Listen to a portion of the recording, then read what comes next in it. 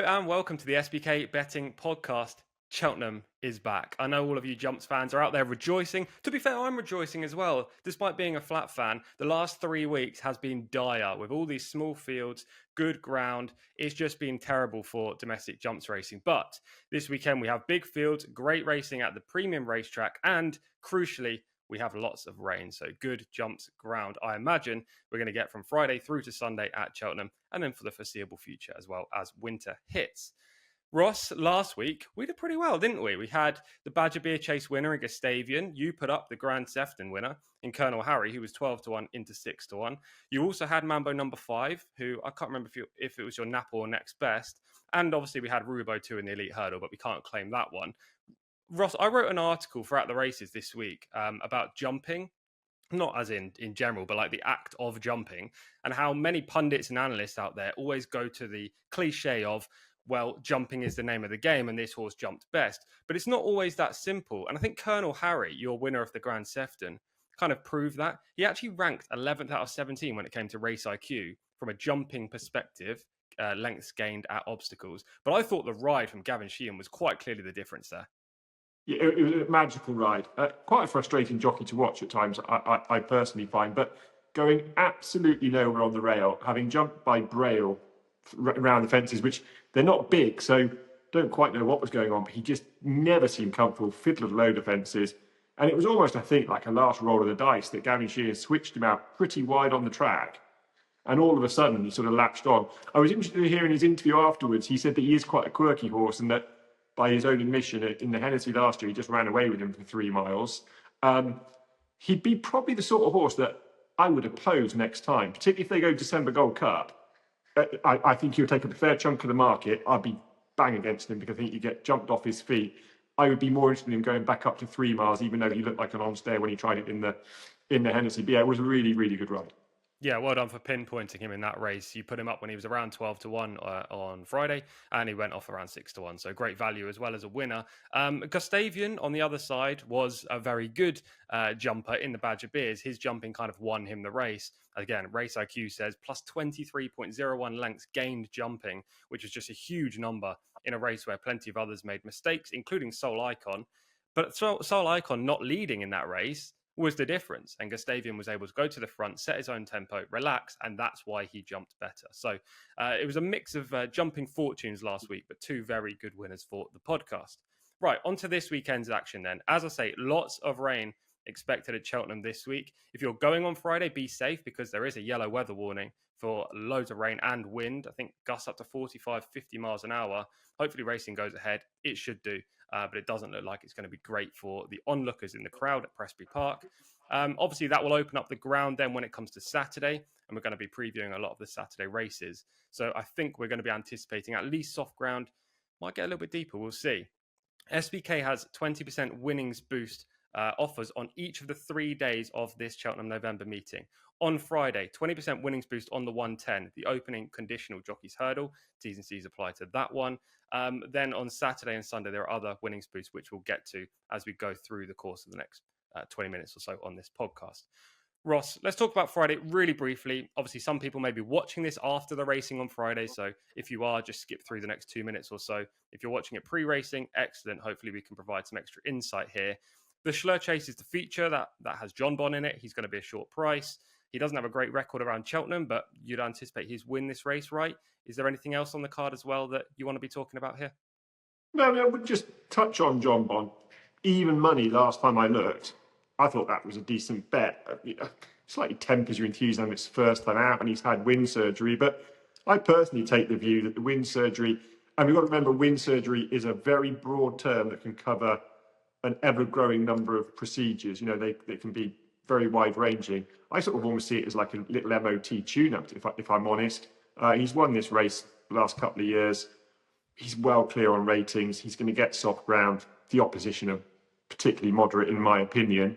I think he'll just win that. I've got a few horses I like throughout the Friday, but I'll just focus on one race and go and watch Millar's Movers because the rest of them are covered in that, basically. The 4 o'clock handicap hurdle over 2 miles. There's 2 I'm going to back here each way. They're double-figure prices. Jack Hyde from Fergal O'Brien. Tom Broughton gets back in the saddle, takes £5 off. He won on him twice last season. I think they just feel that they've perhaps got riding tactics wrong with this horse the last couple of times. He's still on a really nice handicap mark on his best form. He won't mind a bit of rain getting into the ground over this trip at this track. And then the other one is Lucky Bear for Kaylee Wollacott, ridden by Harry Cobden last time at Worcester. Worth going and watching it back. I'm not sure Harry was particularly strong on this horse, shall we say, on first start in handicap company. Missed the last hurdle as well and finished to pretty good effect.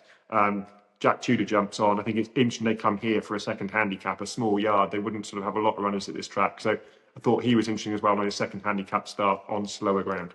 Yeah, there's 2 for the 4 o'clock then on Friday. Lucky Bear and Jack Hyde, both for Ross, both each way, both around 12 to 1 at the time of recording, which is 12 o'clock on Thursday midday. Ross, that race, briefly, before we go on to another race on Friday that we'll look in more detail at, Alphonse Legrand is your favourite at 7 to 2. He's obviously very well handicapped, right? But what are your thoughts about him at the price in here?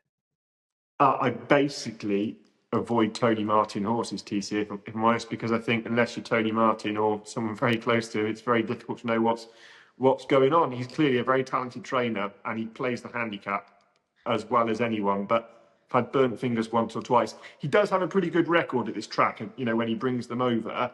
But I just basically took him out of my thinking and focused on what I do know about the horses that are running that I like. Yeah, that's very fair. He's a hard horse and a hard trainer to read. He's technically around 30 to 40 pounds well in if you go off flat ratings converted to hurdling, but who knows what you're going to get from Alphonse Legrand. He's a relatively short price considering what he's actually achieved over hurdles so far in his career. We will, as I say, talk about one race on Friday in detail, and that is the Albert Bartlett Trial. That's going to be run at 3:30. If you're watching this late on Friday, the prices may shift, as I say. But at the time of recording, Heads Up is your 5 to 2 favourite for John McConnell. Then it's 4 to 1, No Drama this end for trainer Paul Nicholls. Not had the best of starts of this season. 11 to 2, Great Fleet, and 13 to 2, Bar. Any horse really stand out to you here? Nothing massive stood out. I mean, I think Heads Up obviously is going to be interesting because it's a sort of first proper test of the champion bumper form, which I would just wonder whether it was a vintage champion bumper at Cheltenham last year. I think Heads Up finished 3rd or 4th, ran well. Be interesting to see what Paul Nicholls' horse does. He's desperate for some fresh blood, and by all accounts, this was sort of viewed as their best bumper horse last year, despite having a fairly short season. But the one I came down on, I will back, is Great Fleet for Dan and Harry Skelton. It's had 2 runs already, so going to be plenty fit enough. Ran over 2 mile 5 at Kelso, finished 10 lengths behind Conman John.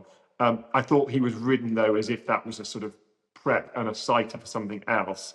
They then stepped him up in trip 3 miles at the October meeting, where again he jumped into Conman John, closed the distance down to 3 lengths. He was getting a little bit of weight, so he ran to about par. But I thought he went through the race really, really well, probably too well. Travelled much the best, and I'm just not sure he got home over 3 miles. I think the drop back in trip here is really interesting. And if they sort of take the view that they're meeting horses that are lacking a bit of match practice and a bit of race fitness, we saw at Exeter last week, you know, Harry Skelton is very happy and has, you know, the full support of his brother to go and make the running, set strong fractions, and if it doesn't work, it just doesn't work. And I wouldn't be surprised if them let this horse roll on a little bit over this trip, and he might be hard to peg back. So I quite like Great Fleet. Great Fleet 11 to 2 then for Ross in the 3:30 on Friday. I will take Heads Up in here despite the fact that he is favourite.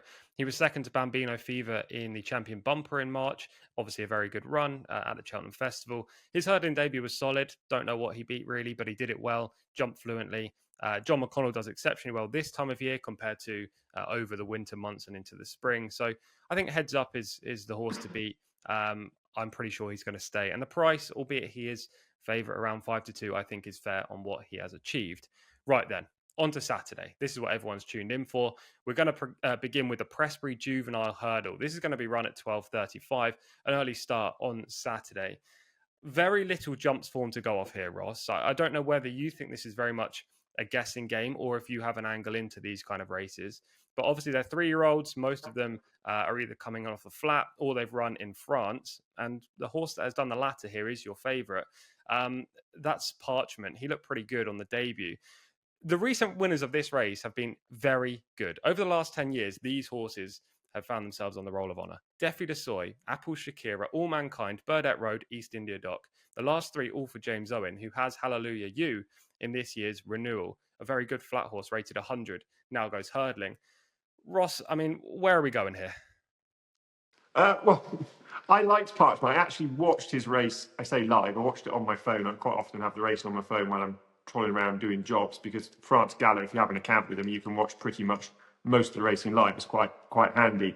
And I was really impressed by just how he went through the race at Clairefontaine. Used Adam Mills, who's my go-to French guru, and said, what did that race look like? And he agreed, thought it was a good race. Paul Nicholls has bought the runner-up, whose name I'm not going to try and say. The third and the fourth have both won next time out. The fourth was third or fourth in a Grade 2 or toy a couple of weeks ago. Ran really pretty well. David Pipe's gone to a 25% strike rate. The only thing I don't like is the price, because Tony Mullins mentioned him on a preview panel somewhere, and as did Tom Malone, who was the bloodstock agent responsible for buying him, and people have caught onto it. And he's favourite in a very open race, which, as you know, I'd like to go against. The one thing I will say is he'll have absolutely no problem with the ground whatsoever. And I think a couple of these juveniles, weak, immature horses might just find this ground pulling them around a little bit on their first try over hurdles. So I like Parchment. Whether I'll, have a proper bet, I'm not very sure. But I think he's going to set a good standard. And I'm really excited to see what he can do for David Pipe, who's up to 25%, if I hadn't mentioned that. Yeah, he started really well this season. Interestingly, I just had a look at the market as you were talking there. Pre-declarations, he was the favourite. He was around 3-1, and Precious Man, Dan Skelton's horse, was second in at 7-2. Precious Man is now favourite after decks at 5-2, and Parchment is 130. Does that appeal a little bit more? Yeah, a little bit more. I mean, Precious Man, the one thing you say, we know nothing really about him, but he's in the Johnny Delahaye colours for Dan Skelton. It's a ruthless game, this. And Johnny Delahaye wants to have racehorses. He wants to have winning racehorses. Paul Nicholls is under fire. He's his main trainer. You can bet your bottom dollar that there will be nothing left to improve on this horse. He'll be ready to run for his life, I would think, first time out for a new owner that's got plenty of disposable income to buy horses. They're an ambitious team. So on that basis alone, I would absolutely respect Precious Man. But Parchment, I have a bit more of a grip on what he actually achieved. Interesting race. Lots of questions to answer for all of these horses. I was taken by Secret Force's debut over hurdles over in Ireland. I thought he did it really nicely, and I loved the leap at the last hurdle. He was extremely fluent. He jumped over it like a bunny. And you don't always see that in these 3-year-old juvenile races. Generally, they blunder their way through, or they just don't pick their feet up. But he was really nimble. So I was taken by that. I love the technique. This horse has plenty of upside based on his flat experience. And I'll just take him for Ireland in here for trainer Gavin Cromwell. He's around 9-2 at the time of recording. But honestly, I think this is very much a guessing game. And we're going to learn plenty from this, which we can then use to greater punting effect later in the calendar year. The Arkle Trial is up next. It's the third of 4 races that we'll be previewing in depth on this podcast. This will be run at 1:45 on Saturday. Dan Skelton has won 3 of the last 8 editions of this race. There's only 6 horses in this year's renewal, but Dan has a representative. That is Be Aware, who's your current third favourite at 4-1. The market, however, is made by July Flower for trainer Henry de Bromhead. This mare is 11-8. She gets a weight allowance off the boys. The boys also include Burdett Road, who interestingly won on this card 2 years ago. So this is a little race in terms of numbers, Ross, but there's some quality in here. I think there's a standout, though, don't you? I do. On the basis, you should mention that on the BHA website, John Pullin has said that they're expecting 20 mil of rain on a Friday. My selection here is July Flower on the basis that a good proportion of that moisture gets into the ground. I would just be a bit concerned about her over 2 miles if the ground was, it somehow stayed good to soft, which I don't see happening. She had really good form in France, particularly at Grade 1 level. She was just behind Los Angeles Blue, who's a really good horse in France around Auteuil. Came over to Henry Bromhead and never really hit the heights I hoped she might over hurdles. She was a bit disappointing, particularly in the Mayor's Hurdle at the festival. But her chase debut at Limerick was really, really impressive. She tanked through the race. She jumped really well. She came up out of Dara O'Keefe's hands at the last, which suggests to me she had an absolute pile of gas left in the tank. She's £3 clear with a £7 mare, and she's £3 clear on a mark of 152 of the rest of the field.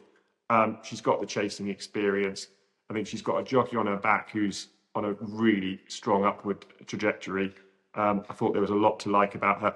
If the rain didn't come, I would see Burdett Road as being, and I know people are by Millar and, you know, not bred to jump. Well, you know, Derry Haas and Paddy yesterday at Ayr proves that this nonsense about they're bound to be better over a fence just because they're a big horse is absolutely that. Just because he's by Mubarak doesn't mean he can't jump. He looked pretty nimble over his hurdles, particularly at Kempton last time. So he'd be the one I'd be interested in if the ground stays on a nice sort of side. But I think it's going to rain plenty, and I think July Flower is going to be much the best in this. Yeah, I'm about 99.9% sure it's going to chuck it down, but you can never be 100% sure with weather forecasts. If the ground does get soft, then Burdett Road will probably be inconvenienced by that. And also, not many horses make winning chase debuts at Cheltenham. I feel like James Owen is just running horses here because he's had lots of success on this card before.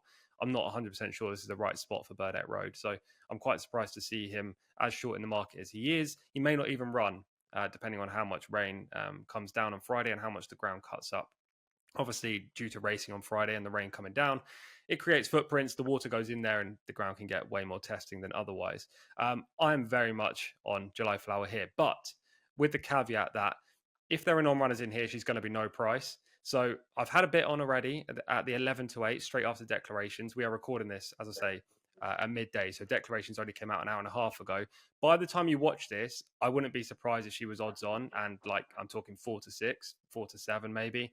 And if the likes of Burdett Road do come out, be aware, who probably doesn't want deep ground, then she's going to be extremely short. But based on the market right now at the time of recording, I think she's one of the better bets. And interestingly, Henry de Bromhead won this race back in 2019 with a mare called Put the Kettle On, who went on to run very well at the Cheltenham Festival. Okay, one final race to preview then. This is the big one, technically. This is the Paddy Power Gold Cup. It's going to be run at 2:20. We've both had plenty of success in this race, I think, over the last few years on this podcast. 15 runners in this year's edition. Jaguar is the favourite at 9 to 2. He comes in off an unbelievable season last year, but still looks like he can take that step forward. But is he going to win first time out? It's a deep race. The likes of Il Rodotto, last year's champ, is in there at 6 to 1. Bigger price is the remainder, but I feel like this is a race where you want to be having a stab at something at bigger odds. Yeah, I think Jaguar's still got juice in his mark, but I think he's going to want to go up in trip. I mean, probably this trip on his seasonal reappearance on slow ground might suit, but I'm just not sold by John Joe O'Neill Jr. over fences. I know people don't like it, but you have to have opinions in this game, and that's mine. So he had a couple of questions against him at the price he was. I put up Vincenzo at a double figure price on Millar's Movers, and I said I'd probably revisit him, and he'd be the selection on the day.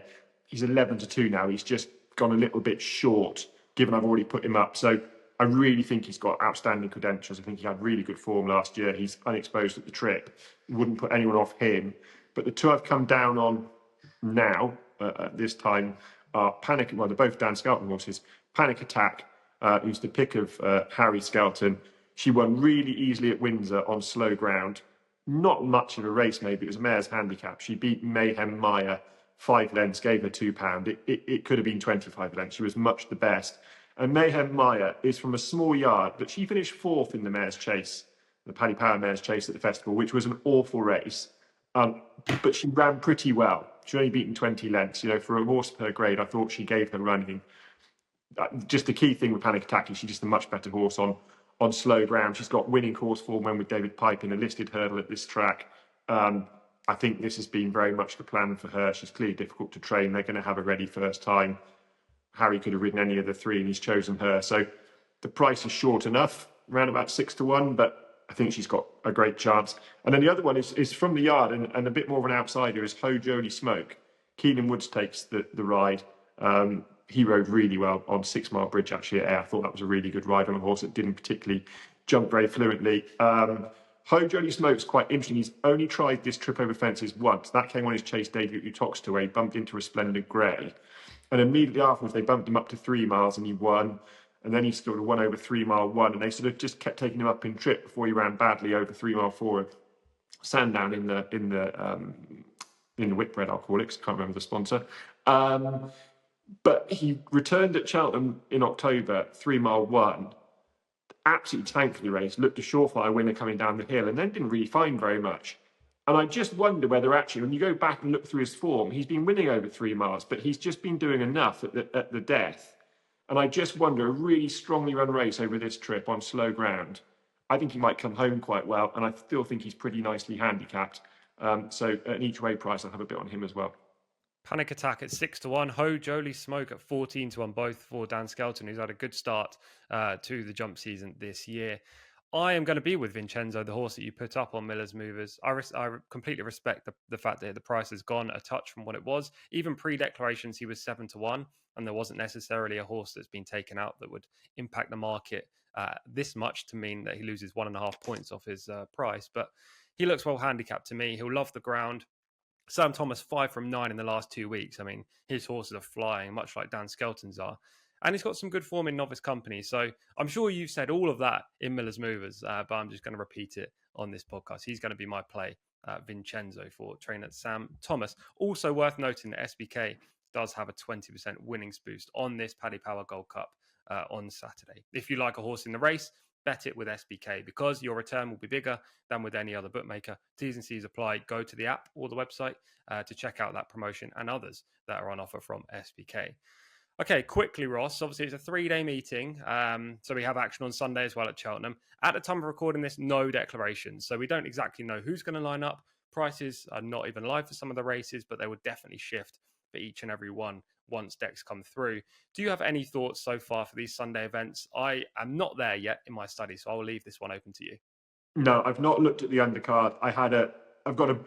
From some way out, I've been inclined to try and take on the two at the head of the market, Celtic Dino and Alexei in the Greatwood, and that opinion has hardened with the rain because neither of them want slower ground. They're definitely better horses on a nicer surface. So just looking through the two that I thought are interesting in opposition, they're not selections. It's just where I'm sort of heading in my thinking.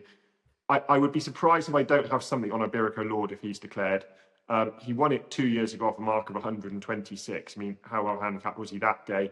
But he then won the Betfair Hurdle off a mark of 134 and won the Betfair Hurdle very easily indeed. Instantly, both those wins came on soft ground. He's just a much better horse on slow ground. He's had a poor season back end of last season. He's down to a mark of 139. Well, he'd have won the Betfair off 139 for certain. We know he likes the track. He's won first time out on each of the last 2 seasons. I thought he got loads going for him and he's a decent enough price. And then at an absolutely huge price, and I need to do a little bit more thinking, is No Ordinary Joe, who's ex-Nicky Henson, Jacob Mans, now with Faye Bramley. She went quietly about her business last year and got some horses very nicely plotted.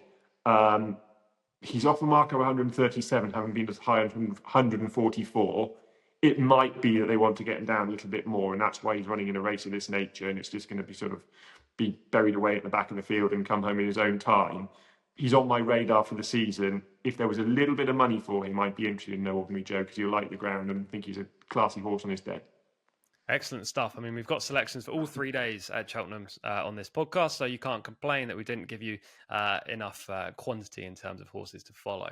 Right then, Ross, Napa next best. Lots of races to choose from. Obviously, not many cards on Saturday, but Cheltenham will be the prime focus. Where are you going to go? Well, the Napa next been going all right, haven't they? It was the next best that have won. But I think both Naps the last 2 weeks have had excuses. I don't think the horse at Ascot got a great ride 2 weeks ago.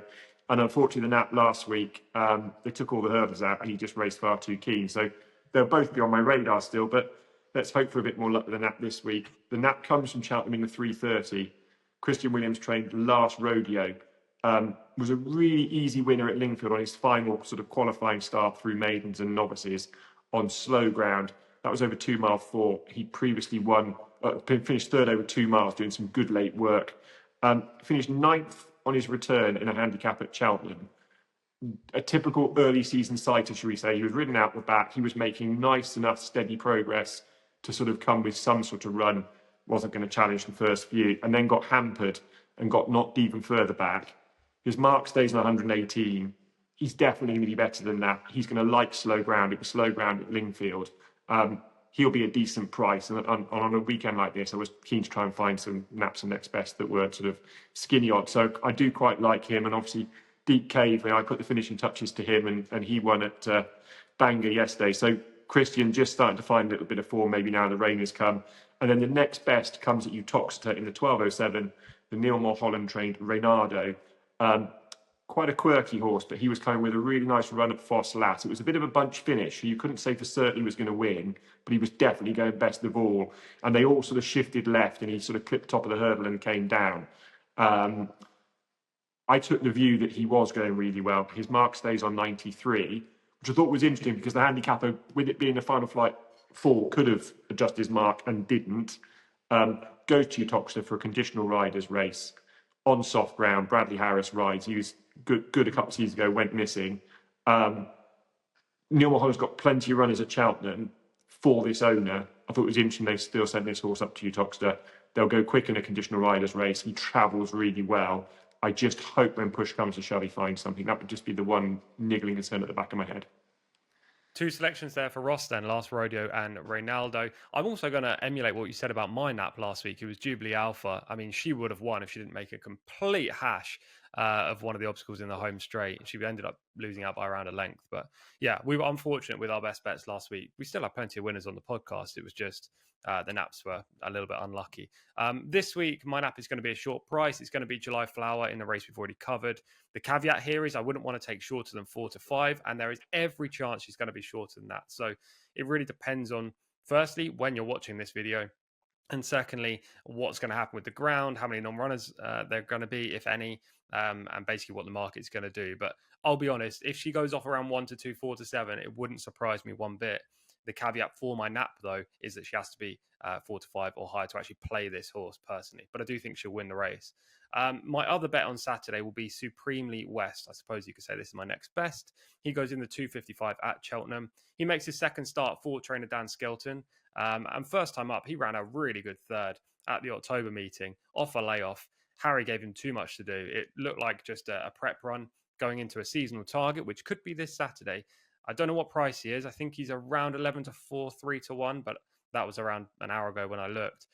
To me, he is way the horse to beat. He's got soft ground form. He looks like he can win off this mark, and Skelton's, as we've already talked about in the podcast, are absolutely flying right now. So I like Supremely West in the 2:55. Yeah, as I say, if July Flower's a short price, then I'll leapfrog Supremely West up to my nap, and I won't have an next best for podcast purposes.